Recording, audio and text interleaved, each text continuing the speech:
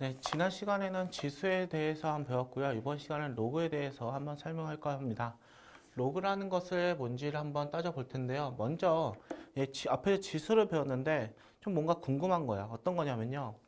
예를 들어서 2의 x제곱이 7이야. 그러면 과연 x는 어떻게 나타날까? 이걸 한번 해보겠다는 얘기예요. 이게 로그라는 개념이고요. 지금 이 x를 나타내겠다라는 조건이 있어요. 근데 어떤 조건이 있느냐 봤더니 a는 0보다 커야 됩니다. 그리고 a는 1이 아니어야 되고 양수 n에 대해서만 우리가 정의를 하자라는 겁니다. 그래서 a의 x제곱을 n을 만족시키는 실수는 오직 하나 존재하게 되는데 그 x를 이제 어떻게 나타내자? 네, 로그 a의 n으로 나타내자라는 겁니다. 네, 다시 한번 볼게요. a가 0보다 크고 1이 아닐 때 그리고 n은 0보다 클 때 a의 x제곱은 n은 우리가 x라는 것을 이렇게 나타내자라고 되어 있습니다. 이게 로그의 정의고요. 네, 그러면 한번 따져봐야 될 게 뭐냐면요. 과연 이걸 어떻게 나타내느냐? 이런 겁니다. a의 x제곱이 n이야. 그런데 나는 얘를 로그로 나타내고 싶어요. 그리고 x에 대해서 알고 싶어. 그랬을 때 x는 어떻게 나타내느냐? 이 밑에서 반대로 갔다가 x로 오면 됩니다. 그래서 어떻게 표시하느냐? a의 로그라고 쓰시고요. a의 n은 x구나. 이렇게 나타내면 되겠다는 얘기입니다. 그럼 반대로 갈 때는 어떻게 하느냐? 똑같습니다. 밑에서 반대로 갔다가 위로 올라오면 됩니다. 어떻게? a의 x제곱은 n이구나. 네, 이렇게 나타내는 표현 방법. 이걸 우리는 로그라고 합니다. 이해되셨나요?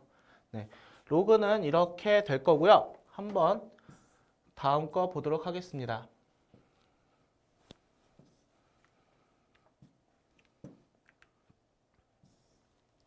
네, 로그가 정의되기 위한 조건이 있는데요.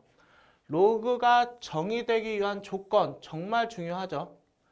우리가 로그라는 걸 처음 배웠기 때문에 당연히 이 조건에 대해서 항상 정의되는 조건에 대해서 항상 문제가 나오게 됩니다. 그래서 여러분이 꼭 기억을 하셔야 되고요. 한번 보시면 밑에 대한 조건이 있습니다. 밑에 대한 조건은 a가 0보다 커야 되고요. 그리고 반드시 1은 돼서는 안 된다는 거죠. 그리고 진수에 대한 조건이 있습니다. 진수가 뭐였냐면 여기 이 위에 있는 거. 얘를 우린 진수라고 했는데 이 진수는 어때야 되느냐? 0보다 크면 되겠구나. 이렇게만 한다면 이것만 만족시킨다면 로그는 정의되어진다. 라는 겁니다. 그래서 무슨 말 하고 싶은 거냐면 내가 마이너스 2의 제곱이 4죠. 그렇다고 얘를 로그 2의 마이너스 2가 아니죠. 네, 로그 마이너스 2의 4가 2냐라고 물어보는 거예요. 근데 이건 안 된다는 얘기라고요. 왜? a가 0보다 커야 되고 1이 아니어야 되기 때문에 얘가 1이 아니어야 되고 0보다 커야 되는데 0보다 크지 않아서 이런 건 따지지 않겠다는 얘기라고요. 이럴 때는 로그가 정의되어지지 않는다라는 얘기라고요. 이해되셨나요? 그러면 우리가 문제를 풀면서 하나씩 확인해 볼게요. 네, 로그의 정의가 되는 문제입니다. 먼저 로그 x의 9가 2다.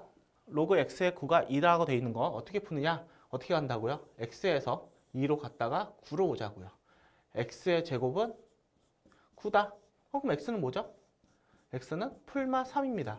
하지만 x는 어때야 된다고요? 밑은 0보다 커야 되고 x는 1이 돼서는 안 되기 때문에 x의 값은 3이다라고 이렇게 풀겠다는 얘기입니다.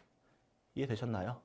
네, 하나 더 볼게요. 이번에는 3번 보겠습니다. 3번도요. 같은 방법으로 루트 2에서 x로 갔다가 16으로 오자는 거죠.